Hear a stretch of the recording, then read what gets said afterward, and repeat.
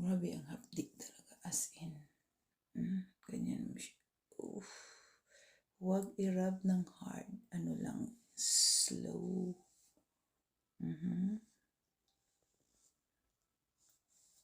Hinay-hinay lang. Medyo nasanay ng balat. Pero mahapdi pa rin agay. Kaya mahapdi talaga guys. As in.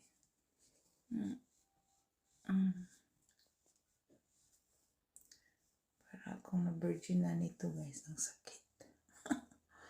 Ay nako. So ayan na siya. Nalagay na po ng night cream. Okay, hold on. Okay, it's time for the night cream. So ayan siya, may moon. May moon siya para malaman na panggabi. So ayan siya. Tapos na nag-wash, tapos na nag-toner. So it's time for mapti din ito siya guys. Siguro yung skin ko lang talaga no. Na very sensitive. Tolerable naman ang hapdi. Guys, ganda talaga tayo pag gusto natin na magkaroon ng glass skin. Glass skin. Ayan. Okay.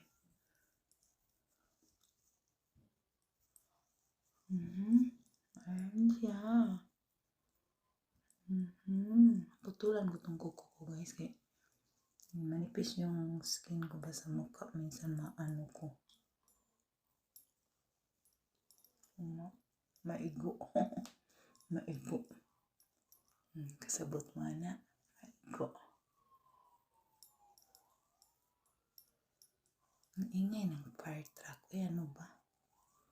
Maraming mga tao doon sa labas siguro na. Ayan ha. Ayan, naglagay na tayo ng night cream after ng mag-wash, mag-toner. And ngayon, night cream na. Ito na ang last. Ready for bed na tayo. Manood muna tayo ng TV, no? Yan ang mukha ko, guys.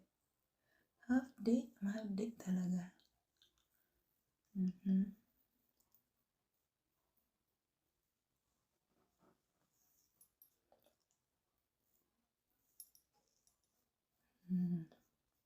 Hindi na pinkish yung mukha ko kasi hapdi. So, yan na siya. Take a look.